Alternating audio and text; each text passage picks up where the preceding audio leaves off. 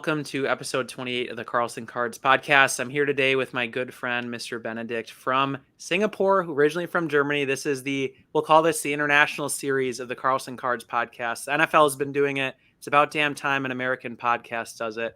So I'm very excited to have you on here, Benedikt. How are you doing? How's everything been going? How's life? Very good, very good. Thanks for having me. Really appreciate it, Austin. It's great that we've been on Instagram connecting for such a long time now, and not meeting in person, but at least virtually. Still separated by continents and 10-hour time difference. So it's 7 p.m. for you, right? Yeah, 7 p.m. So I know you mentioned, because what time is it for you? It's 9 a.m. It's 9 a.m. on a Thursday morning, so I'm 10 hours ahead. You said you had a cup of coffee to wake up. I had a cup of coffee just to stay awake. It's so dark here all the time, man. I'm just like, I get to be like 6 p.m. I'm like falling asleep. My wife, like 30 minutes ago, was like, don't you have a call? Like you look like you're going to fall asleep. You need to wake up. I'm like, no, when I get on this call, we're going to get amped up. Sorry to keep you awake, man. Yeah. No, I'm good now. Yeah. Thanks for having me. Yeah, no problem. I appreciate it. I'm really happy you're able to join. I was wondering if we could start here kind of with maybe a little bit about yourself. I know some of it just from us chatting. I'd love to maybe start with how did you originally become a fan of NFL football? What was that like? What was life like? And I think you had said late 90s. I'd love to hear the story here of how you originally became a fan of American football. Sure. So yeah, we just talked about it before. I've always been a hoops head, always been big into basketball, and still am to this day. I think basketball is my number one sport, always will be.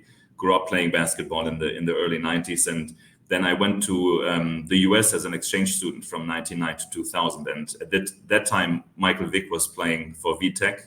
Obviously, all the hype. I was living in Virginia. I should mention this. So I was in Virginia, just a couple hours away from VTech, and a lot of the seniors that were graduating from high school, some went to UVA, some went to VTech. So Vic was obviously in the news. I knew some people that met him or that were, I was going to the games. And I was a huge Allen Iverson fan at this time. And then with this kind of Vic Iverson Newport News connection, they both grew up in the same town. I kind of then started idolizing and following Vic as well. And that's kind of what got me into American football. And into Michael Vick particularly, and that obviously was a very influential time of my life.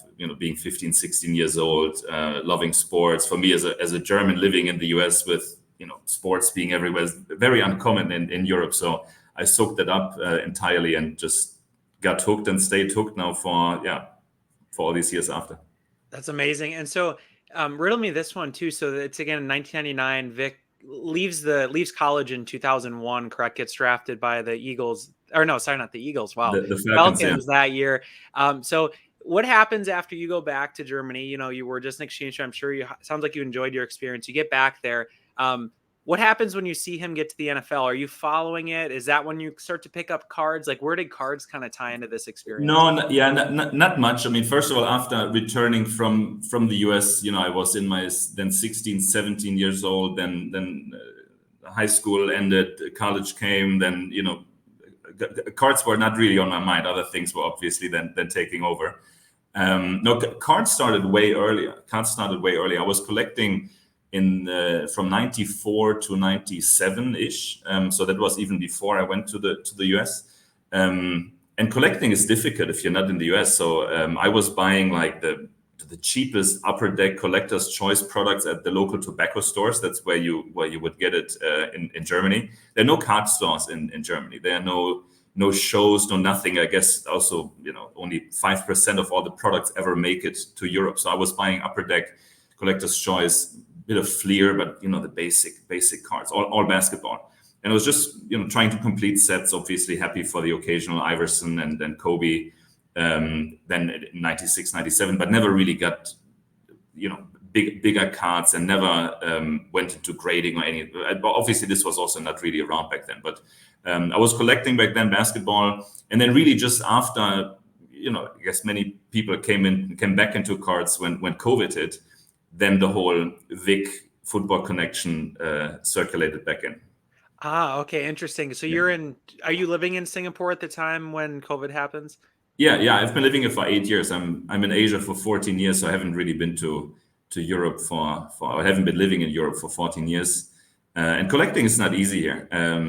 Which I guess it's part of the fun actually, because the chase is slightly different. Obviously, everything is virtual. You got to go through eBay and through Instagram and through good connections like we have made. But yeah, I've been in Singapore when COVID hit, and yeah, being locked in, especially here in Asia, the lock-ins were pretty strict.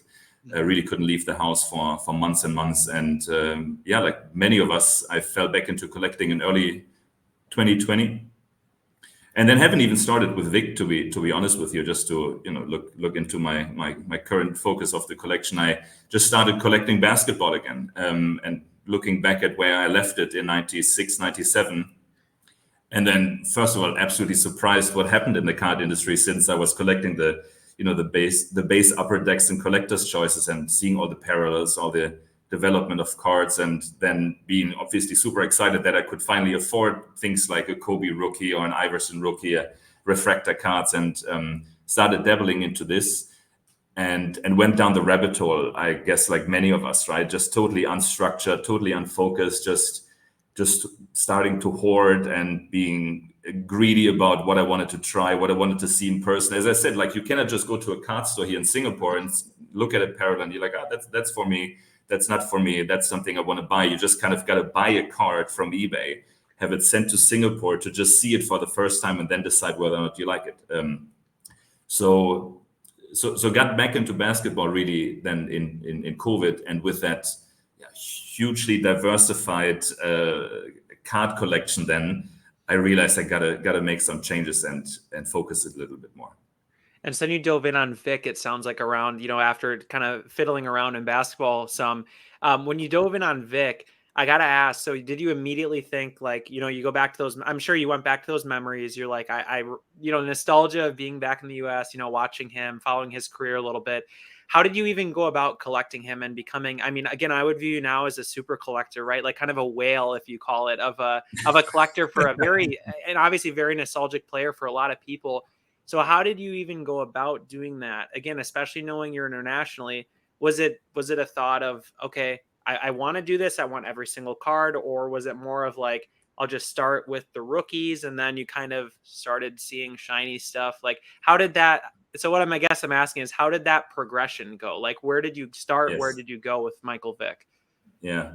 So I've always collected him. I've started to collect them as well once I started collecting. I was very focused on basketball, but with the nostalgia, as you mentioned, I did have the one or the other occasional big card as well. And then once I realized that the cards I was starting to amass were just way too many, and I started to lose focus and frankly interest of sorts. I then was looking at everything, all of the players, and I wanted to find a focus, and I kind of asked myself, where do I want this focus to be? Where do I have the most emotional connection to any player, to any sport, to any personal memory of mine? And then frankly, economics kind of played into this as well, right? I mean, of course, I could have very easily then been drawn to Kobe or to Iverson, but then you look at some of their top rookies, I mean, especially then in 2020, 2021, that was just not affordable. And still to this day, frankly, I much rather collect Vic from a value for money point of view than dabbling into Kobe and Iverson at this time. So I just looked at my collection, really started to liquidate literally everything that was not of any emotional connection to me, and then fully doubled down on Vic because of that memory, and seeing some of the rookie cards being more affordable. And then as you said, I think the real beauty of collecting a player is that then you start to realize that your grail card may not be a rookie card. Your grail card may be that low numbered second or third year card that is almost like a ghost card that nobody's ever seen before.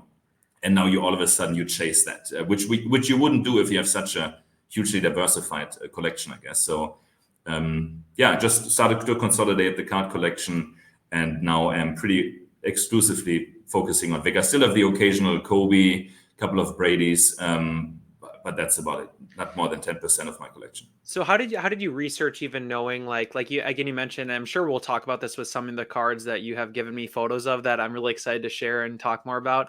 But just in a high level sense, how did you go about learning what sets are even out there? Because I'd imagine, like myself, around 2020, 2021, to me, when I think back, it seemed like football was kind of a wasteland. Like it wasn't really clear. There wasn't a lot of content saying like, oh, by the way, these sets are cool. They're out here. You know, like for basketball, I saw that, but not football. Did you have the same experience, or were you able to kind of figure it out on your own, or did you learn from others? How did you go about doing that?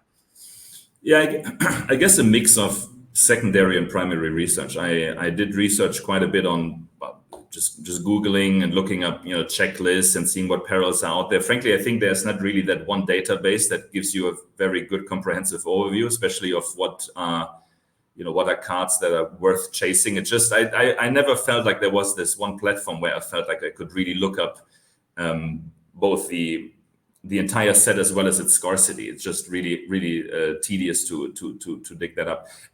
Mainly, I guess, though, from just talking to people in the hobby, talking to people like yourself, talking to others, that just have been around for that long and they know all of these sets, and that's what that hobby love is about, right? Obviously, lots of toxicity as well, but that's when I really started to also enjoy being connected to this community that's obviously not in Singapore, but connects me to people like yourself through Instagram and other platforms. And then just started to continue researching, developing my taste of different sets, and started chasing. I keep a little chase list for myself. Some cards I guess I will never obtain because I know where they are, and those owners are not going to sell them. But that's part of the fun. I think I know what card you're talking about. We'll keep that quiet. But that's no, that's amazing. I have to say your taste seems to have aged like a fine wine. I mean, I really look at your page and I'm always, well, number one, I'm seeing stuff that I didn't even know existed. And then I go and say, wait, do the players that I collect, are they in this set? Or do they have this parallel? And it's really cool. And again, I think we're going to talk about some of those parallels. So I'm going to share my screen here for those on the podcast, just to tell you what I'm looking at here is, Benedikt had posted on Instagram a massive, like, this is I don't even know how to explain it, just like a monstrous PSA order that he has about to go out. So I'm just going to high level summarize what I'm looking at. I mean, I see NFL shields, crazy patches, rookie refractors, gold refractors, even up there. I see X fractors, black. I mean, just everything that I love. And, I think a lot of people in the hobby love. So I got to ask, with a photo like this and a submission that you're sending out, what was the feeling like when you put this together and you looked at, all these cards you've acquired? Like, what was that feeling like when you're, going to send your babies off across the world to get graded? How does that feel? Well, I think it first of all feels different as a player collector than if you're chasing, the grade. That's what I love about being a player collector and sending something like this off. I frankly do not care about the grade so much. I know some of these will come back as a 7, and I'm going to be absolutely thrilled to just have them slapped in a PSA holder, since they're just going to stay there and it's going to stay in my collection. But it feels good to have a picture like this together. It's almost like a family group photo, of a single person. But then again, I would have now compiled this over couple of months time, right? And I guess some of these they will go out to PSA, some others won't.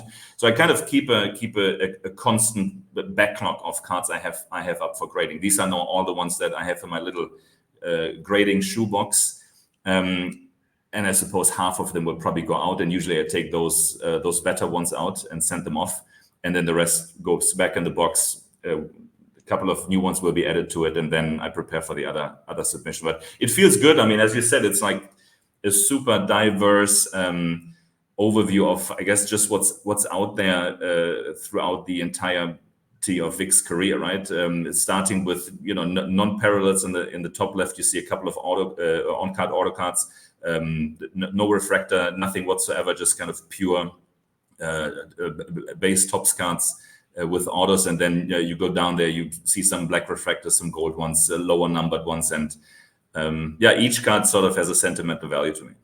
Oh, totally. And I got to ask too, so I know you hinted at a little bit, what is your mindset and how do you go about acquiring cards being in Singapore? I know you mentioned like on eBay, Instagram, that sort of thing.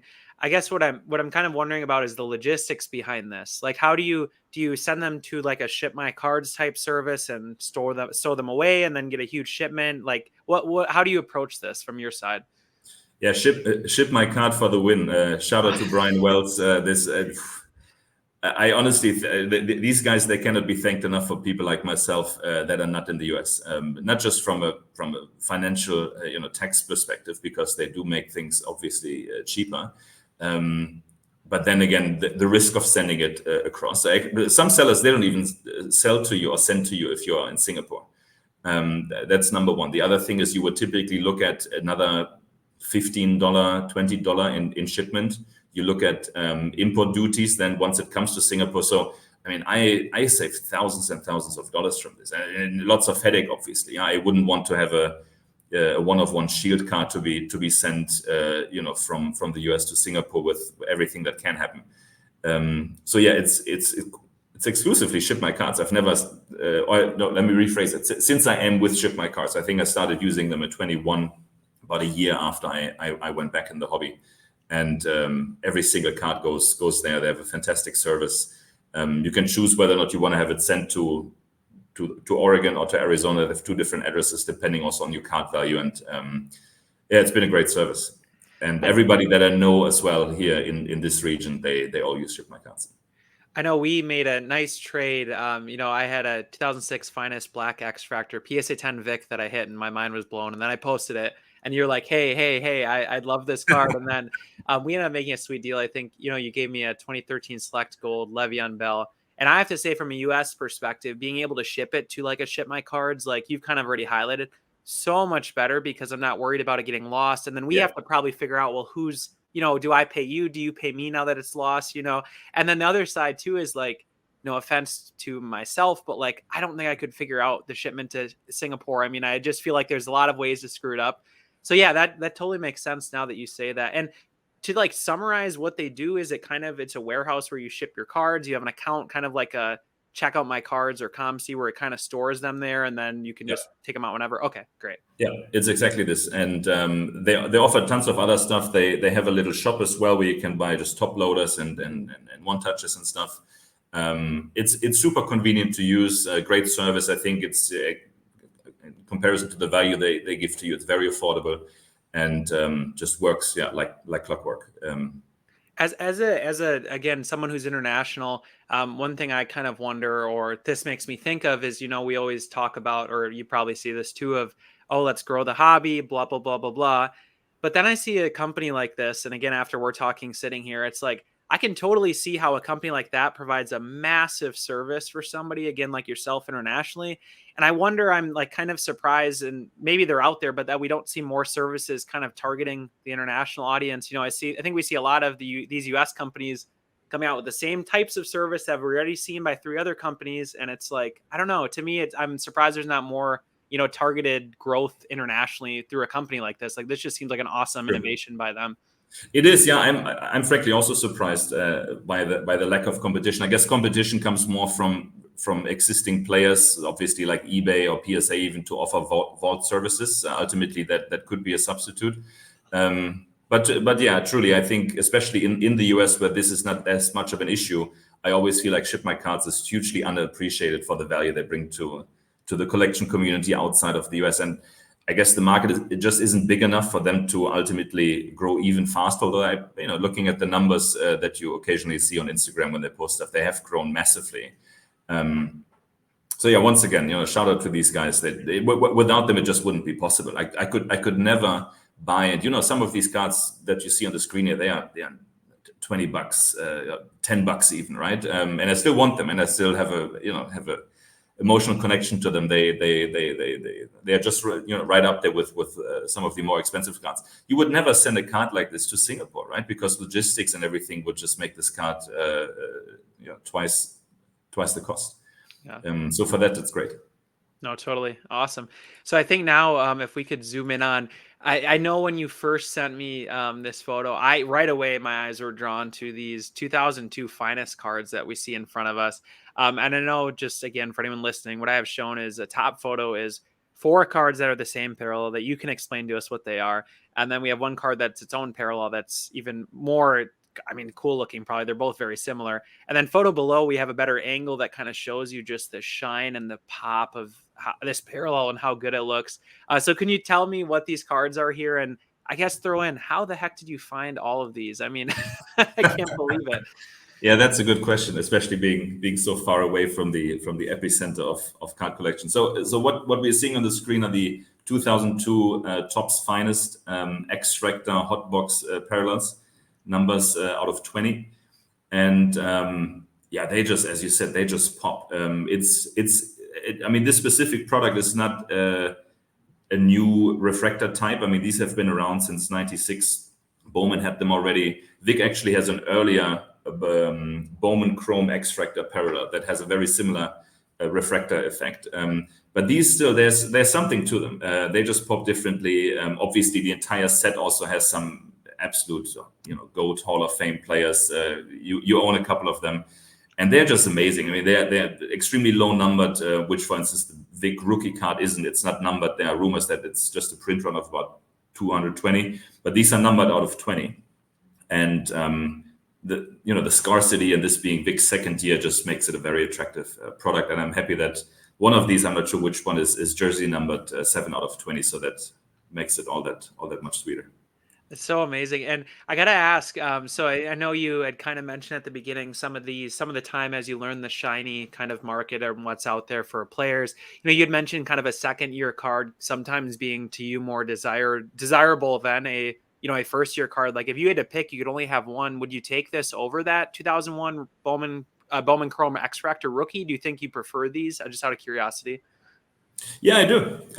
That's exactly why I love being a player collector, and where that, I guess, that mind shift changes from gotta focus on the rookies. That's where the value is. So that's where the sustainability of value comes in, and you just start ignoring this and really look at the cards of that specific player that are more attractive to you due to scarcity or due to whatever else. And I love the extractor, the Bowman Chrome one, the rookie one. I know that's also very low pop. I think the PSA 9 only has a pop of 7 or 8. So they are not that available. But these years still hit differently due to the numbering, right? And once you collect a block, once you collect it all, numbering obviously becomes a big part of the attractiveness. And yeah, 20 is pretty low. You see on the top right, there's the gold refractor, which is actually out of 25. I always kind of like, I guess you can say, quirky sets like this, where the gold is numbered higher than another parallel. So that just makes the extractor. So I was listening back this past weekend on my drive to an episode I did with Joey, who goes by @the If you like this episode, I'm sure you'll like that one as well. So just a toss out there for that episode if you enjoy this one. So what I talked to Joey about was the fact that, like, to me, this year of cards is 2002 Finest, this set. I think this is like peak parallels for me. Like, I just love the idea of it right there. You got the extractor we already talked about at 20. You got the base, obviously. Then you have the gold refractor out of 25. Then you have a refractor that I think is out of 199 or 250. Do you recall? I think 199. I don't think it's numbered. I have it over there in the storage, but it might be 199, but I think it's not numbered actually. Okay. I love the fact that that's it. Like, that's it, right? Yeah. You have a little bit of everything. I don't know. Do you feel the same? Like, when you start getting later on and there's all these parallels, for sure, yeah. Still get overwhelming? Yes. Yeah, I love pure sets like this. And admittedly, there are some awesome refractor types in the later years where they have these so-called rainbows. But I'm a purist when it comes to collecting, and I like the limitation of refractor types. And I think that is one part of what makes this set really shine. Awesome. Appreciate it. So next we'll step over, and we talked a little bit about rookies. These are 3 honorable mention, and I think the way you'd put it, your favorite 3 of the 5 rookies that you gave me that we're going to talk about here. So I'd love if you could just kind of step through and then as well explain what we're looking at, so someone who's just listening without the visual knows what we're looking at. So feel free to start with whichever card you'd like, but I'm excited to hear the story here of how you got these cards, what they mean to you, that sort of thing. Sure. Yeah, happily. Yeah. So these are three of my favorite rookie cards. It's obviously difficult to pick among the many. What you see on the far left is a 2001 Donruss Elite status out of 7. Pretty cool because obviously the entire numbering is VICK's jersey number. It's an official rookie card with a Falcons logo, but he's still in his VTech jersey, for which also I always have a strong emotional connection. I kind of love his VTech cards. Well, they're not necessarily college cards, so this is an official product, and it just a more nostalgic way of also looking at parallels, just like what you just said. It's not a refractor as you know in these days. It's ultimately just a foil, but this card just shines, just kind of pure gold. It's almost like holding a gold nugget against the light, and it has that very odd looking die cut to it. And I'm super happy. I graded this myself. I'm super happy it became a mint 9. Which it's gotta be a monster grade. And is this like a pop 1? Have you ever seen another copy of this card? There's another one. Yeah, there's another. I was surprised. There's another copy on eBay actually right now. So whoever is interested in buying this, I'm not, given the price that it's listed for, and I'm happy with this one. But yeah, I think it's a pop 2. And in total, I think 3 or 4 are graded. Unfortunately, I missed the 7 out of 7 number card a while back. I think it went on golden, and I'm not on golden. So, but it's a sweet card, and again, very nostalgic with a VTech jersey. You have the fonts on the card also very odd. I'm not sure what you call it in English. Cursive. It looks like a cursive writing. Rookie is written in cursive. Then the Falcons is written in like Times New Roman. The status is written in a different font. It's just a weird card, and especially looking at Donruss these days, I guess it's, I don't want to say joked about, but it's a very, very low end type of product. And these Donruss Elites, I mean, back then in the early 2000s, Donruss was a mega product in football. So I just love it for that. It's a very unusual card. I've learned over time with this podcast that you player collectors, I'm gonna bulk you in with the player collectors I've interviewed. You guys like weird cards, and I love it. I mean, it's not like we always have been talking about. It's not about the value. It's not about resaleability, like, because you just don't care. It's just like, for you, how cool is it that, like you already said, it's got the Virginia Tech jersey. Like, for most people, that'd be a detriment, but for you, it's probably a cool part of the history of the card. And I mean, that's just awesome to me. Yeah. So what's the second card here you want to touch on? So the second one is a 2001 Fleer EX Essential Credential Futures, numbered out of 29. Also graded this myself in a near mint 8. And this one also is I guess you can call it underappreciated. It's a card that never really pops on photos. I also thought, well, at least twice before actually purchasing it. But once you hold it in hand, that blue half of the background there, it just has that shimmer to it that you don't really see in any other cards. And once again, not a refractor as you would know them these days. It's numbered out of 29, by the way. And yeah, just a cool card, I think. The coloring is amazing. That blue is just so saturated. It also has almost a 3D effect of sorts, which once again you don't really see, but how VICK's throwing arm is like going through the Falcons logo. It's hard to describe, but it's a cool card, and there is a base card in gray, and I think there is an autoed card as well. I'm not sure if that's numbered or not, but this is by far the lowest numbered one, and yeah, really happy with this one. That's amazing. And this is a set where I've obviously through this podcast learned a lot more about. It's not one that I had never really learned a ton about, but I know that typically the future and now they kind of like add up to the same number or something, right? Like, do they add up to something specific for this set here for the VICK? So, yeah, I don't know about this set specifically. I'm sure it does. I just was researching a bit more for the 2004 Essential Credentials, and how it works is they number. So the entire the numbering, the maximum numbering is the entirety of cards. So if there are 60 cards in the set, the highest numbering is 60 for the last player. So you would have player number 1. I think in the 2004 actually it's Peyton Manning. So he is number 1, and his now card is 1 out of 1. So since he's the card number 1, it's only numbered out of 1. The last player, whoever it might be, then has 60, and for the other parallel, so for the futures, it's the other way around. So Manning would be 60, and he has 60 of those, and the one player that in the other one is numbered out of 60 gets the 1-on-1. And so VICK is, at least for the 2004 one, he's kind of in the middle. I think he's numbered out of 40 in the future, and then out of 20 in the now. But it's just an interesting way of how the numbering works, and I'm obviously not explaining it very well. But that's the kind of stuff that at least you want to dig a little bit deeper once you once you're researching the sets. Yeah, now you're giving me a reason to go look at it more, Yeah, especially if it's Peyton is the first card. That's kind of crazy. pretty I sure didn't it's know that. Peyton. Yeah. Yeah, awesome. And so what's the third card we have here? And I see a nice, interesting inscription, so I'm excited to hear about this one. Yeah, that's obviously the big charm of this card. So this is a 2001 Playoff Contenders Championship ticket out of 100. So arguably also one of his better and lower numbered rookie cards. And I have a couple of those without inscriptions, but this year is hand inscribed by VICK, and it has this auto on it. And below this it says 2001 NFL #1 pick, NFL quarterback. Record 6,109 rushing yards, obviously. So it's pretty cool. So he hand inscribed this on that card, I guess, at a signing somewhere. And that record is still, I mean, he still holds that record. While many of his records have been broken in the past, this one he still holds. I think number 2 is Cam Newton, which, I mean, who will not break it.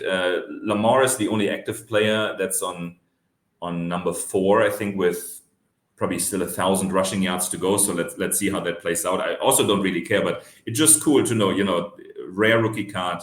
Vic obviously held this in his hand, not just signed it, but took the time to, write #1 draft pick, rushing record.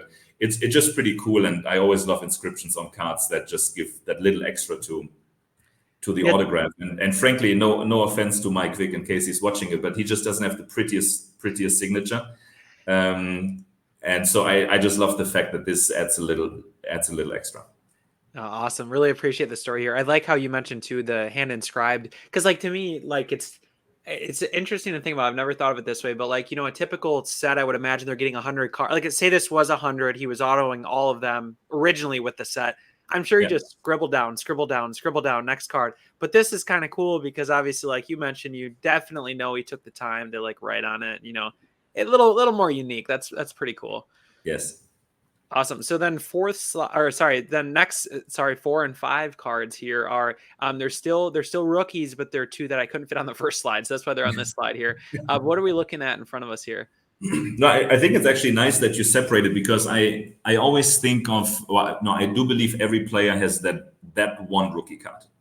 While there are many rookie cards that are attractive and valuable, and maybe the rookie card is not the most valuable one, but when it comes to Michael Vick, I always think that his 2001 Bowman Chrome, especially the gold refractor, is the rookie card. That's just the grail card. If anybody ever starts with collecting Vick, that's where I would start. No matter how many different parallels now I'm chasing through all the different years, that is the one card that I'm also chasing here. I'm kind of sad I only have in the PSA 8 right now. I think I have 6 or 7 of them. I have 2 raw copies that I'm really, really hopeful to be able to mint. But this to me is one. You have 6 or 7 of these sitting around? I have 6 in a PSA 8. I have 1 in a BGS 8.5, and I have 2 raws that I'm hoping to beat the 8 out of. So this is really my absolute chase card in terms of great. So once you have there's a difference. Once you obtained a certain card, you kind of fix that itch to have that card. But especially with an iconic card like this, ideally I have this as a 10, obviously. But let's see. I'm hoping for that 9. This is numbered out of 99, which also to me makes it just slightly more attractive than the arguably, some might say his Topps Chrome Black Refractor is the rookie card numbered out of 100. So this is one less. Plus it's gold. Gold always beats black in my opinion. Plus the image is just, I mean, that's Vic, right? He's just running out of the pocket, looking for that last pass or looking to rush. The color just pops nicely. The whole set is amazing. That's 1 year after the Brady rookie Bowman, and I just love the set. I love the image. So if I would ever only have to rescue one single card or advise somebody to obtain one single Vic card, that would be it. I love to you mentioned the Bowman Chrome and the tie to Brady a little bit. That's what I couldn't figure out what this font and the text reminded me of, but that's exactly what it reminds me of, is the Brady rookie card. That Bowman Chrome font in the corner just looks really crisp and nice. It complements the other colors of the card very well, it seems like. Yes. Also, my jaw was dropped when you said you casually were like, oh, 6, I have 7, I have 8. I'm like, you're the guy where it's like someone starts collecting a player, like, oh, where are all of these? Where did they all go? Oh, they're in Singapore. They're gone. I love it. I love it. Yeah, yeah. Well, I think that's the only card though, or the entire set. That's one where, and I have to admit I'm a bit of a hoarder. I do like to then own, I guess, or just have a certain size of the pop count or of the print run, which I could totally get, and I accept people that think that's stupid to just to amass loads of the same card, also making him not obtainable to somebody else. But I just love it. If I love a card, I want to have as many as I can, and just increase my share of the pop count. So on the left-hand side, just to now tie into this, admittedly or definitely much rarer of a parallel. These, they really don't pop up so often. There's no numbering on it, so they are the same for the people listening on the podcast. 2001 Bowman Chrome certified autograph. So the card itself is just a simple refractor, but it has that Bowman autograph stamp on it, and below it looks like a sticker, but they actually just added like a foil that's integrated in the card. So it's on card autograph, which you see because VICK's signature runs over that sticker and is on the card. And the card is not numbered, but it's rumored to be just out of 25. And just by looking of how seldom these pop up, I can totally see that. This is a PSA 9. I'm lucky to have 3 of those actually, which they also very much in signature. As I said, Mike Vick doesn't have the tidiest and neatest signature. So this is the one with the crispest one. You see many of those also from Drew Brees and other rookies where the signature is just entirely faded. So this one here, luckily, is still quite fresh. That's the one cool part about Vick that I think, kind of slips my mind, and I kind of forget about the fact of how cool and great this draft class was, 2001. Like, you have Drew Brees, you have, I think, LaDainian Tomlinson, Michael Vick. Is there anyone else I'm missing here? No, I think these are the big 3. For sure, there are others, but I've not dove deep enough into the rookie class to know. But these are the top 3. Obviously, all legendary players. That's so cool. I love when you have that trio of Hall of Famers in a set. There's a lot in the 80s that happened, 98, with Randy Moss and Peyton Manning and Woodson, which I enjoy collecting. So I'm sure there's people out here who enjoy, collecting this specific draft class. That's awesome. All right, so now we move to the shiny stuff that is non-rookie. And these all look very unique, very different. And hopefully, for those of you listening, are some parallels or sets that you've never heard of or seen before, because, there's one on here in particular that I'll be honest, I didn't know this existed until I first saw it from you, which is that second card there. And it blew my mind when I saw it. So I'm pretty excited to touch on these here. Which one do you want to start with? I'll just take it left to right. So yeah, as you said, so these are all non-rookie cards, also not the most expensive ones, but these are just cards that I love for its uniqueness, for the refractor effect, and as you said, some of them are just not really out there. So on the left, it's 2002, so second year Topps Pristine. I've always been a big sucker for Pristine. I think hugely underrated, especially like between 2001, 2002, 2004. That's some pretty cool cards. So this is the 2002 gold refractor, numbered out of 79, right? Yes, numbered out of 79. This is a PSA 10, and I just love gem mint cards that are just naturally so difficult to gem. So this has, what do you call it, like a riffled edge? Yeah, I think I always say die cut, but that's incorrect. I think it's called perforated, is what you would say. Okay, it's like a perforated it's perforated 360 degrees around the entire card. The image is amazing, the color match is amazing, and it just, especially because Pristine is not much talked about, and I think you just shared with me a Brady card you gemmed the other day. I just love 2002, 2003, 2004 Pristine. They were called Pristine for a reason, right? Just like Finest, I think Finest didn't get enough love for the longest time. I always feel like there was a reason why Topps named those products Pristine and Finest. And this one particularly, and once again, talking about pop count, not bragging at all, but I just love the fact that this is surprisingly a pop 3, the PSA 10. and I own all three of them, which is just. I thought you were gonna say I know where the other two are. No, you have. I I love do. this. It's so I know where awesome. they are. They are with me here in my in my cabinet. That's amazing. And so ironically, the reason I shot off that out of 79s, I have a Peyton Manning that I gem myself as well that I think is a pop 2. And I know where the other one is. I don't have it, but it's I think it's, I can't remember, his name's Curtis. But he has the other one. So it's kind of cool. I love this set. And this was actually, for those of you listening, I wanted to kind of get into these runs, like these golds. And I felt like for me, like for Peyton Manning, for instance, there's so many years, it was overwhelming. So I actually started with Pristine, and it was really satisfying because there's only all 3 years. I don't know about Vic, but like Peyton Manning, it's just the gold, the refractor, both of which are numbered, pretty low numbered, and then the base card. So you can actually finish a set for all 3 years. Again, reasonably, I think they're pretty cheap compared to the other sets too. I don't know I about think you, so too. Even the Brady, I have a gold and a regular refractor Brady, and they are still comparatively obtainable. I think Pristine just doesn't get enough love, and I personally think this is they will age very well and hold value quite well because they're currently not priced very highly. It's a great card. It's just a high quality product. Yeah, the other thing is too, I just kind of thought of this as you said that, but like, what else are you going to look for in 2002? Like these finest you can't find. I mean, just to be honest, like the X Fractors golds are obscenely hard to find. You've had a lot of luck, obviously, which is amazing. But then like I can't even, like Topps Chrome, you just have the black refractor, right? So for those who like the golds, there's really, I mean, there's no other options, which I think is awesome. That's again, true. not to hype the setup. I'm biased, but like, I just really like this set. I think it looks great as well. Like I agree with everything you've said. Yeah. Well, but maybe this was Topps kind of product strategy, right? To keep it fairly limited in the base set, in the Topps Chrome set, and then outsource the more prestigious or pristine and finest products to different products altogether. Yeah. Which just they don't make them like this anymore.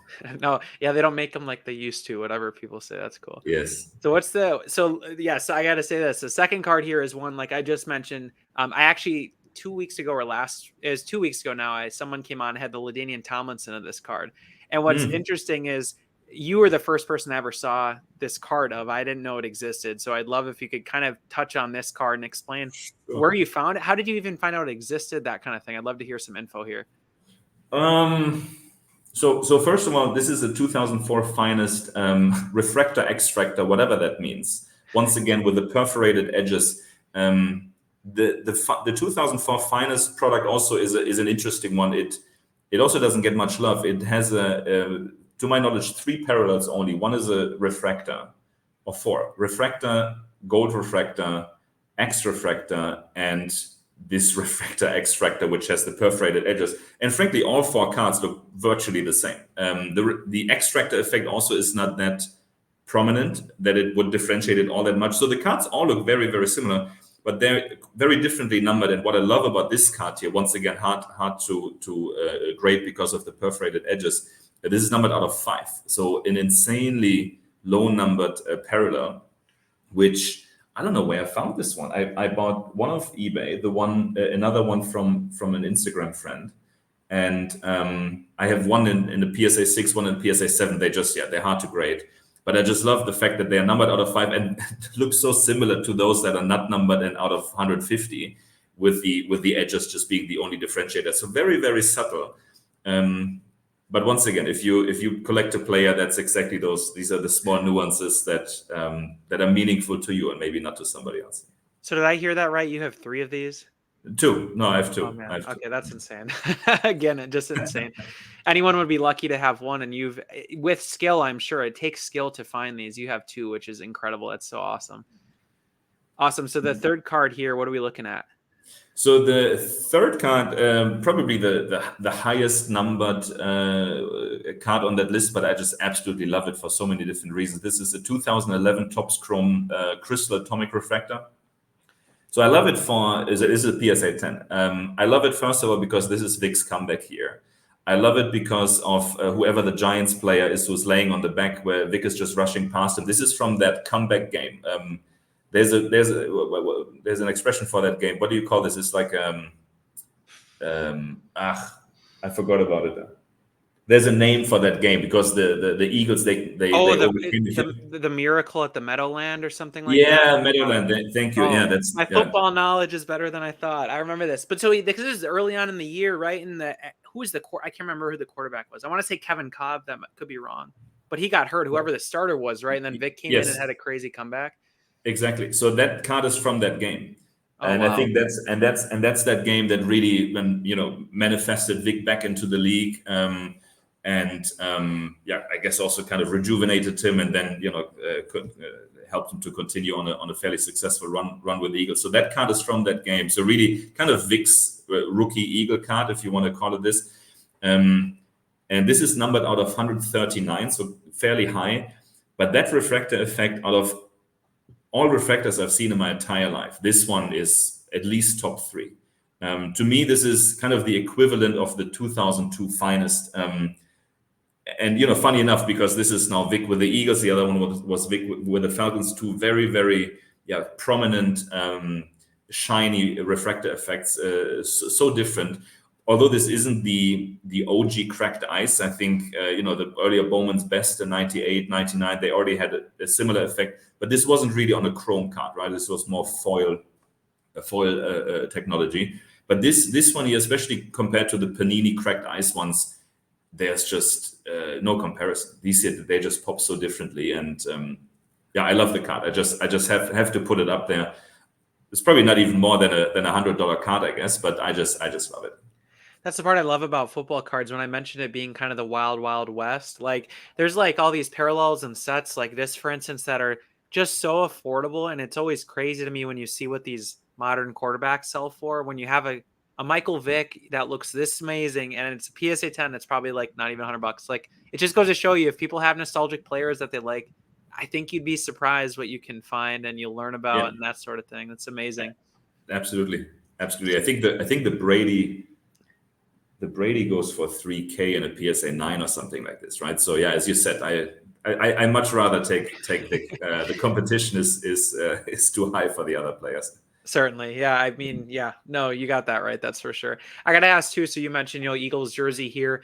Do you like the fact that he has all the different teams and kind of steps through his story? Like I would imagine, obviously, as myself, as a fan of players, it's always great when they stay with the team forever. But what I kind of like about Vic, and maybe you're the same, is like you said, there's all these chapters, like he came back and it wasn't expected. He was this good. And even like with the Steelers, right? I mean, it's not like he didn't provide any value there. Like, it's just really cool. Not a lot of players do that with that many teams. Do you find yourself thinking the same way here for Michael Vick? I do now. I didn't always. I didn't really look much into his Eagles cards for a long time, because for me, Vic has always been, Falcons. And I love also then, the earlier years, and I love the nostalgia. I kind of just knew him always as a Falcon, because I've had this long stretch where I just didn't really follow football or him at all. So the Eagles stuff wasn't too interesting to me until I then really researched and, looked up and saw more of his Eagles comeback story. And I do like that this is a second chapter, and he kind of reinvented himself, came back strong. Obviously, I don't like, and I do appreciate the controversy for the fact that there are different chapters. I think that's something that obviously stings a bit there. But then again, I do like that there are different chapters, and then throughout the years with the Jets, and now on the fourth, moving on to the fourth card, you do actually see a couple of cool cards of him in different jerseys. But ultimately, if I would have to choose, I would always take cards of him in a Falcons jersey. Yeah, no, totally. I like the word you used too there, like remade himself, because I didn't realize either. Like I just knew you always knew the controversy with him, and I never knew a lot of the context besides what he did. But then I watched like A Football Life. It's like a documentary they made from the NFL Network on YouTube. I was really surprised how much he changed and seems to have grown afterwards, which made me respect him a lot more. I know he does a lot with charity with animals and stuff like that, which is just really cool, because I think like nowadays, people don't really, a lot of times seems like get a second chance, but he did and made the most of it, which is just awesome, I think. Yes. Yeah, I agree. So the fourth card here, what do we got? Again, the fourth card, this is probably my only non-active playing year card, because he wasn't, this is from 2018 Panini Spectra Nebula. And I think he played for the Steelers in 2015 or so. So this is his, I think, his first card after retirement. To my knowledge, and I think it's true, it's the only card of his in a Steelers jersey ever. which is why I like it, because there are just no other cards around. The cool thing is, with the Steelers, he changed the jersey number to 2. This one is numbered out of 2, and this is the 2 out of 2 in a PSA 10, obviously being a pop 1. So I just like it for that. Once again, I would never even consider to buy a non-active year card of any other player, but with Vick, this is different, of him being in the Steelers jersey, being so low numbered. And the card just pops nicely. It has these pink cleats on, with the black and yellow jersey Steelers uniform. It's just an awesome looking card. No, that's amazing and really interesting. Again, another example of like not a mainstream card whatsoever, but a really unique and cool card for. I can imagine as a player collector, you see this on eBay or something, and you're like, "What the heck is that? I got to go. I got to pick that up and add that." That's really awesome. Yeah, it's the only card I ever bought on what is that platform called? My Slabs. My Slabs, yeah. But I bought a draw. I didn't. Can you buy raw? Yeah, obviously. Yeah, I bought a draw of My Slabs. Also for very affordable price. And yeah, they're different. It's the only Nebula or a Spectra card I own, because they have so many parallels out of 49, out of 30, out of whatever. Some of these they go for $20-$30, but once again, that New Jersey numbering is just pretty cool. Out of 2. Awesome. So Benedikt, are you ready? We're gonna move on to your Mount Rushmore. I don't know. Do you have a drum roll effect or something? I didn't bring one today. I forgot. No, I don't. Plus, I see these so often that I don't need the drum roll for it. But yeah, this is the Mount Rushmore, and I like how you arrange them. You kind of go Falcons, Eagles, Falcons there. Probably by accident. Don't give me credit. That was a total accident. But no, I'm good. Credit where credit is due. Subconsciously, maybe. Yeah. So this is the Mount Rushmore that you asked for, which I think was an interesting challenge for myself to just kind of see which ones were there. And as you know, I had a hard time choosing, and I had to dissect and create different categories of cards now. But if it really comes down to it, both in terms of rarity, iconic cards, and probably also here value, although value is not really ever something I look at with the VICK cards. These are probably the top 4. So going from left to right is the first one is a full equipment shield, 1 of 1. The parallel is called Mirror Black, Leaf certified, and it's an amazing looking card. These equipment shields, to my knowledge, also were quite limited. I think they only had them in the NFL for a couple of years.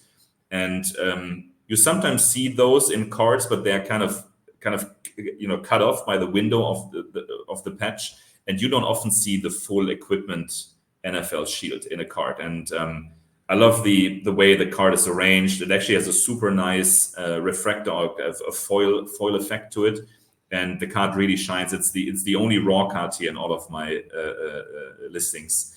I'm gonna send this off to PSA soon, and hope for any grade. Really, it doesn't matter. 1 of 1. Yeah, no, that's totally amazing. And obviously this is game used, correct? I'm sure you mentioned it, but I just want to make sure. Sure. Yes, absolutely. Yes, it is. Do you have any knowledge on how many, let's just say specifically the full equipment shields, which I know are very desired? Do you know how many of those are out there for VICK, if you had to guess? So I know of one more with the Eagles uniform, which again just kind of makes this one more attractive to me. I know, and I'm in contact with the owner on Instagram of the Eagles card. It's not for sale, and props to him. I'm happy that it has a good home with that gentleman. But to my knowledge, only these 2, which doesn't mean that there aren't many more out there. But I guess by right these should be quite limited. Yeah. And if it's not established already, anyone who's listening and you go to a show in the US or the National or something, give Benedikt a message if you see something cool. I mean, I think that's just expected. Yeah. Obviously, you can see these are great. This would be a great home for any awesome card. And now it's funny, after talking to you and hearing the passion, I'm like, man, I got to find you another card. I got you one. I got to find you some more. Thank you. Yeah. Honestly, I've been so blessed, from hobby friends like yourself, and people do text me from card shows. I mean, I've never been to a card show my entire life. I'm not even sure if I ever go. I don't know if there are card shows outside of the US anyways, but for sure there aren't anywhere where I have lived for the past 15, 20 years. And it's amazing, so many of these cards, and probably most of the cards that I really love and that are rarer, are indeed from people that would have thought about me, look out for me from card shows, or they do go to card stores and they see a card. And I've actually had, one Instagram friend called Jesse from Flippity Flip Cards. I think you know him as well. He texted me one day and he said, "Dude, I just saw the most amazing VICK cards, the Fleer Showcase 1 of 1." And he said, "Oh, I found this in this lot of different cards and it was in it. And I just snatched it because I knew you would love it and I just bought it. I'm happy to keep it, but if you want, I'm just going to, pass it on to you for the same price that I bought it." I was like, man, that's love right there. He went, and it was not a cheap card, right? So he went out there, he bought it, obviously thinking, I guess he would be happy to keep it, but he bought it for that price that he paid. He then, immediately texted me, said, "Hey, I bought this. It's yours if you want to have it." And that was amazing. I don't have it listed here. Sorry, Jesse. No offense to the card. I have it here actually. I have it laying with me. Here, I'll get rid of the slide so we can see it a little better. It's you don't see it so well in the sleeve. It's a gorgeous card. Very shiny. It's a nice card. It's an amazing card. It's a 1 of 1 Fleer Showcase. It's pretty cool because they used to be called Flair Showcase. You know them probably from basketball more. And so yeah, shout out to Jesse. That was a very nice transaction. And many of those. I mean, the equipment kind of came about in a similar way. The last card I'm gonna share in a second came about in at least through relationships and just having established relationships, friendships with people like yourself in the hobby, and that's amazing, especially looking at the distance that is covered between us to obtain these cards. It's amazing. Yeah, Jesse's a great hobby friend. I just picked up some cool cards from him recently too. I love how he's a big proprietor, I can tell, of getting cards in the hands of collectors, which is really cool. I think, he does that before probably throwing them on an eBay or, consigning or something, which is really neat. And one question I want to ask that kind of came to mind, I wish I'd maybe asked this earlier, but what is your inspiration for collecting in terms of like a community? Is it strictly through Instagram that you're able to like share your cards and connect with people? Or have you met any collectors locally whatsoever? Or is all of your collecting and sharing, it's been facilitated through Instagram pretty much?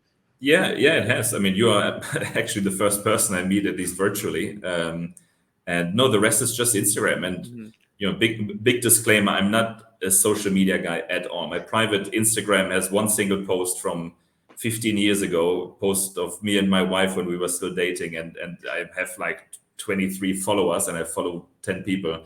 And the whole Instagram thing really not because I like, I like the attention or like social media, but really just to build these relationships and I guess create attention, as you said, for people to look out for stuff. And there's just so much kindness among certain people. But then again, so much of it that people go out of their way to just as you said, make sure the right cards, they make it to the right collection. And so Instagram is, and no other platform. I don't use Facebook. I think Facebook is just flooded with junk. And it's too difficult for me to find stuff as well. And that's the only platform. I only go through Instagram, and it works well. I have probably a good handful of people that I interact with regularly, and it's fun. It's awesome. Really cool. Appreciate it. Yeah, I was always kind of curious about that because I know for me, I'm lucky to have the local friends and, meet them at shows and that sort of thing. But man, I can just imagine being international if there's not a community that Instagram is just so key. So that totally makes sense. It is, yeah. I mean, collecting is, and it's not trying to sound melodramatic, but it's a very lonely hobby. If you are just here in Singapore, I have one buddy of mine, a good buddy who's a workaholic as well, Tim's Card Collection. Shout out to him.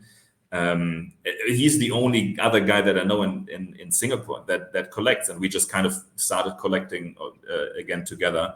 But otherwise, it's pretty lonely. You don't really meet people anywhere, and again, that's fine. But that's what makes Instagram so much sweeter to have that community there.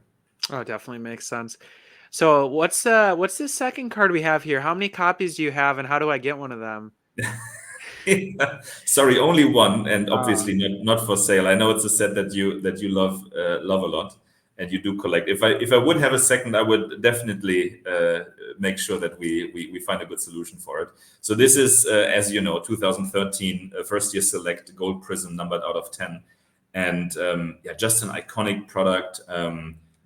I just love these earlier golds because they are just gold, not like some of the newer or more recent products where gold is just kind of a side note or an afterthought. But these just pop, as you obviously know, because you have so many of them. And the cool thing about this one is I bought a draw, graded it myself, gemmed it. The joy of this. And this is jersey number. This is 7 out of 10. So just that's incredible. Yeah. That's like hits everything. I mean, yeah, you have the jersey number, you have the PSA 10 here. I'd like the fact that it's Eagles and not one of these other teams too, right? It's not Steelers, it's not Jets or something. That's just, Yes. Oh man, just such an awesome card. It is a cool card, yeah. And I like, you touch on too, the gold color here. I love how, like you said, it's just super gold.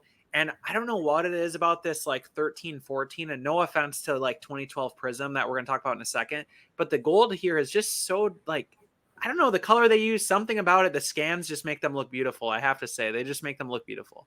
Yes, I used to be big into Select until they became more widely available and had then also all these different parallels. I think Select is a fantastic product, and once again, I think this will age very well, especially the first year ones. It's just also the design of it is very, very classic, very almost traditional kind of looking like, right? That border is curved and looks very elegant. Yeah, certainly. So third card here. Also, I like the border. What do we got here? How did you get it? That sort of thing. Would love to hear more. Well, this one a bit more straightforward in terms of how I obtained it. 2012 first year Prism, gold Prism out of 10. I think this is 2 out of 10, so not jersey numbered, in a mint 9, and just an iconic product, right? And these have just been getting more and more attention, more and more love. Some people call them the PMGs of our generation, which I don't know if I agree to it, but I think they are almost similarly iconic at this stage. It just pops, right? And once again, it's a cool pose of VICK just kind of looking for a pass or looking for an opening to rush out of the pocket. The gold here pops as well, at least as nicely as the Select one, and just an iconic card. Really, I don't think I have much more kind of history to share or context to share with it, but it's just iconic. And I bought it off eBay. I bought it in an auction. What was funny is I lost out on the auction initially, and then I guess the winner, the buyer, didn't pay, and it went up the next day. And so I kind of had a good reference value in terms of what I had to bid, and then I won it on the second run, which obviously made me happy. And I've had this now for a couple of years, and surely not going to leave my collection. For you, is this one that how do I put this? Like, it's kind of like the card that's out there and is the one that you really want to get and is going to be at the top of your collection for a long time? Like, did you immediately view this set as something that you wanted to pursue, or did you kind of figure it out over time that this was one that you wanted? Yeah, so I guess what I'm trying to say is, like, for me, I picked up that Peyton. It was always that one in the distance that I didn't think I'd ever get to acquire. It was like the pillar. I knew I wanted this so bad, but I just didn't know how to even get it, like that sort of thing. It was just always that one that was out there for me. Yeah, I can totally see that. And I think it's been like that for me with other cards. With this one, not so much. I got this actually quite early on in doubling down on my VICK collection. And I obviously always knew it was an iconic and very desirable set. But I didn't really do more research and started acquiring more, at least of that set, until after. But once again, it's and I'm not the biggest Panini fan, especially of their gazillion of different parallels these days. But this one still is a very pure set, right? You have the refractor, you have the green, both not numbered. You have the red die cut, not numbered, which is a pretty cool die cut actually. And I started to buy quite heavily then also into those, mainly raw and graded them. And then obviously for this one, and this I guess ties into the beauty of the set and the chase after the set, there's still a black finite out there, 1 of 1, and a so-called pylon, which is like an orange parallel that was only available from online auction back in 2012. So very interesting way to distribute and sell those.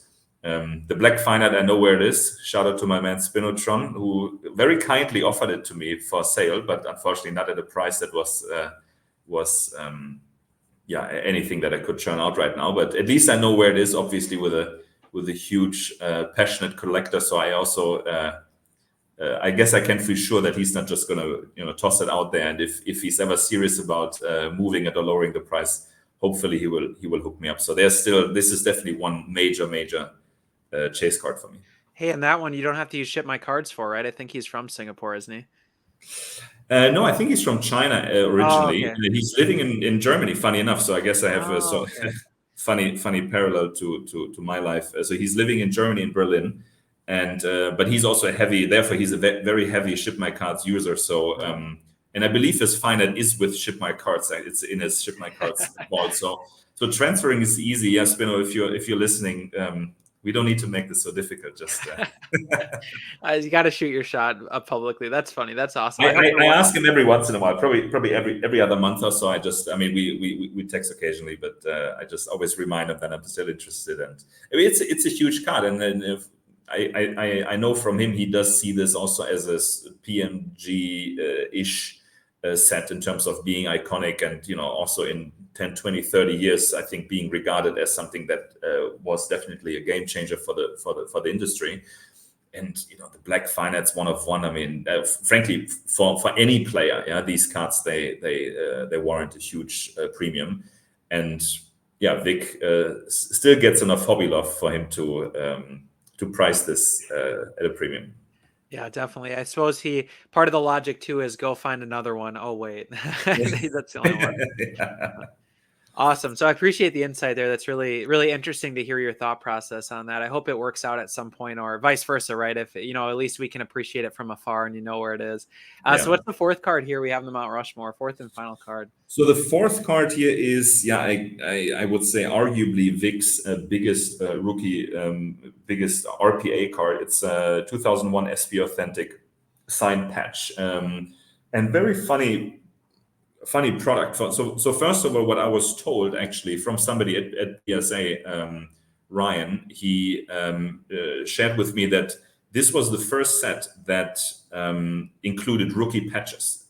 So this is the first set that had rookie patch autos in football cards. So very iconic set. There are also only 3 players, I do believe, Breeze, LT, and Vic, who did have indeed RPAs in the set. So very, kind of groundbreaking, game changing in terms of what else you could do to slap a premium on a card to really add value. Back then, but this is just from secondary research, I don't know this, but from what I'm told, this was the card to get. This was hotter than any Jordan card, 2001, big chase. Vic was all the hype, and this was an extremely popular card. You look at some of the sales histories through Card Ladder or whatever, these cards were going for thousands of dollars in 2001. Wow. And some of those you can get now for $500. So, you just look at any type of asset, anything in the world, any, alternative investment, what wouldn't you want to buy for a cheaper price now than it was 20 years ago? I mean, just look at it from this perspective. These cards were going for $1,200 back in 2001, which is nuts. So this one here particularly I like because the card's attractiveness is really only differentiated through the patch. And I guess the quality or the crispness of the autograph. So this one here now is they're all numbered out of 250. I should have mentioned this before for the people just listening. They're all numbered out of 250. There's no differentiation. There are no one of ones, no lower numbered parallels. And this one here has the Falcons head of the Falcons logo in that patch window, which just to me makes it arguably the best RPA card you can have there.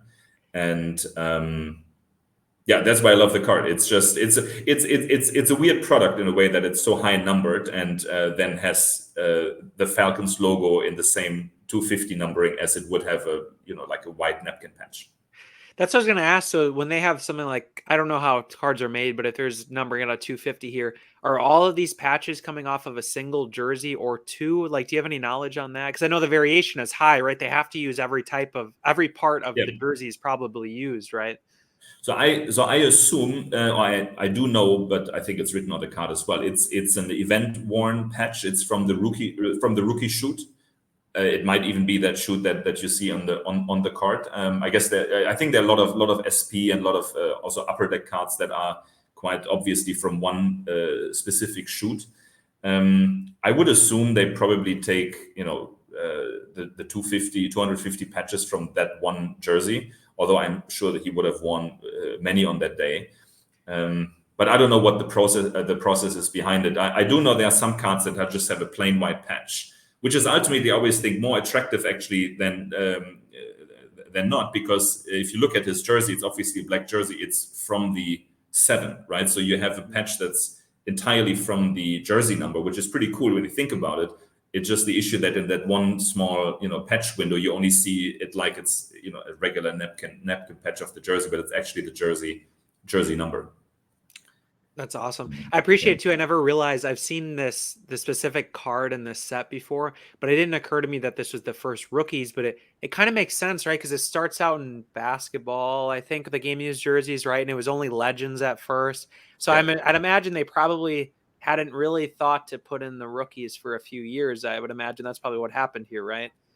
I believe that's what happened, and I think at this stage the rookies, they probably hadn't even played, so I don't think you had a game worn jersey. So these are from that shoot, and just from hearsay, but from pretty reliable sources, this was the very first time they ever did this. That's super cool. Awesome. Sweet. So now, Benedikt, we'll jump over to a fast 5, which I always like to call I'm going to learn everything about you in like 2 minutes here. So I want to ask first question just to warm us up. What is your favorite play from Michael Vick's career? Is there one that comes to mind for you? Something iconic, whether that's in college or NFL, just something that comes to mind that you really enjoyed? No, I don't think a very specific one. What I do like, also looking at it as a comeback story, I believe it was indeed the first, or one of his first games back from his break, playing for the Eagles. They were playing the Redskins, and he was tossing out this insane long pass to who was it? Deshaun Jackson. Deshaun Jackson. Yeah, thank you. And what I like about it, obviously, you would have expected me to name some kind of rushing play, but I mean, Vick had such an underrated left arm. He was such a good passer. And I think that really started to shine even more when he was with the Eagles. And to me, that kind of summarizes also that comeback story. He was so good in rushing. He was still breaking ankles when he was playing for the Eagles. But just to come back and throw out passes like this was something that I will definitely remember. Definitely. Okay, awesome. And then second question here is, when can I or we listening expect to meet you at the first national convention? Do you think it's within the next couple of years? You think maybe it'll be a decade, or you don't think you'll ever be able to pull it off? I'm not sure. I'm logistically difficult. The thing for me, and just speaking from a distance without any bias, I've never even seen the hype around card shows. From what I see on YouTube, and I guess it's different if you meet some of your existing friends there and stuff, and it's sort of a tradition to meet there. But to me, I just never felt there was something that I would definitely need to do, or to tick off the bucket list, where I thought I must go to a card show. If I ever go, I think I would indeed go to meet people like you in person, and not necessarily for the cards. But yeah, I don't know. Probably still a few years out. I have no plans to travel to the US anytime soon. And where is it anyways? In Chicago? Next year is Cleveland, which would probably be logistically tough. And then after that, Chicago for 2 years, I think. Yeah. Let's see. Yeah, if I'm ever in the US for business or so, I might see if I can drop by. That'd be awesome. I suppose for you, part of the dilemma, like most of us, is you're finding so many cards online. It's like, I don't even know what you'd imagine finding at the show that would be better than what you already are finding online. I don't know. I run into that even, and I live right by Chicago, and I still think that same thing. Yeah. Awesome. So then third question, if you could give one tip to your former self in 2020, like just one, you get to say one sentence to yourself before you buy your first card again and go back. What would that sentence be to Benedikt in 2020? Don't go down the rabbit hole. Just focus. Just focus on. I rushed into this, like probably all of us, right? I mean, show me that one dude that picked up collecting again or started collecting and was like, no, this is what I'm going to restrict myself to. That's the budget I set myself. That's the player or set focus. I do appreciate the experience because I learned a lot from it.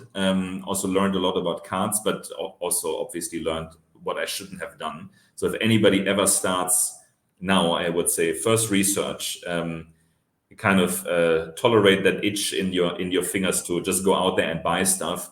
First, speak to people, see what you think you do like, and then focus and try to find joy in developing a very targeted collection, because there are just too many things out there. You can never approach this from a kind of diversity point of view. I mean, I know you have your focus through certain sets, right?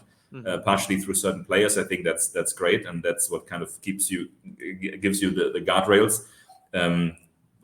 But my former self, I would have said, don't go down that rookie chase. Don't buy Michael Porter Jr. cards or whoever is now, I don't know, in jail or out of the league, because even $40 for any of these cards was an absolute waste of money.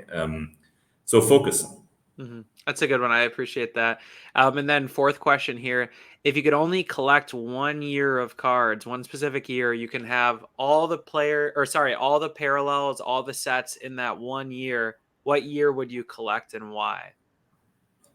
That's a difficult card. That's a difficult question. That was an evil laugh. That was almost like when you watch a movie, the evil person, the bad character. That's what you just did. That's funny. Yeah, subconsciously. I don't know, man. Any year. I guess just logically, I have to go with 2001, just because I guess I feel fairly comfortable with that year. I know lots of different products. VICK obviously has lots of cards in this. That's a tough one, man. That's a really difficult one. I do maybe looking at it from a different perspective. What I do regret, or not regret, but what is not ideal with player collecting. You're obviously missing out on certain years, right? So I'm always slightly envious of people like yourself or Jesse, when you collect a variety of players, like Jesse collects all these Hall of Fame wide receivers, and you then can buy the PMGs, or you buy the 98 Bowman's Best, which for me I would never buy these because Vic hadn't played in these years. So you're kind of missing out on that. I always found that especially 98, 99 were pretty cool years for football, and those will never touch my collection just because the player that you collect didn't play there. But to just focus on 1 year, man, that's difficult. I couldn't really say. Yeah, I suppose that's why very few people do it. They do the whole career, right? They do a player, that sort of thing. Yeah. Awesome. So fifth question, hopefully an easier one. What are your hobbies outside of cards? What do you like doing when you're not working and collecting cards and picking up cards? What do you like doing with your family, that sort of thing? Well, yeah, first of all, just really spending time with my family. I guess I work a lot, so weekends are very sacred. Just spending time with the family. We like to travel here from Singapore. You can travel quite nicely, conveniently to other countries in Southeast Asia. Otherwise, no, I think cards were really one of the first bigger or more kind of committed hobbies that I picked up in a long time. I used to play sports a lot, especially basketball. That always was a big hobby of mine. But yeah, besides cards and family, I don't do much, which sounds insanely boring right now. But I guess that's just me. No, that makes sense. That makes sense. I can imagine too, as you have the family, the kids. I mean, that's where priorities lie. And that's leads to a good life, I would say, right? Because they're going to be the ones there for you at the end of the day. It's very precious. Yeah, my kids are 6 and 3 years old, so you also don't want to miss out on these years, especially. And that's especially when you can teach them to be the next Michael Jordan. You got all that responsibility, that sort of thing. Exactly. Yes. Awesome. Well, Benedikt, man, this is so much fun. I mean, just again, I knew it would be a good conversation, but I got to say that was, just a blast. I hope everyone else enjoyed it. It went a little long today, and I'm glad it did because we got to cover a ton. So this should be a great listen for anyone hopping on. So thanks. I just really appreciate it, Benedikt. And I got to ask you, where can people find you if they want to reach out and just say, hey, great episode, or get to know you a little better? Yeah, just reach out to me on Instagram, VICK7Collector. It's written in the name there, and just reach out to me on Instagram and just have fun conversation about cards. So obviously, if you have VICK cards to offer, reach out to me. Don't ask if anything is for sale because it's not, never will be. Yeah, just reach out to me on Instagram. And thanks for inviting me, Austin, and what you're doing for the hobby. I love the podcast. I think it's such a great format.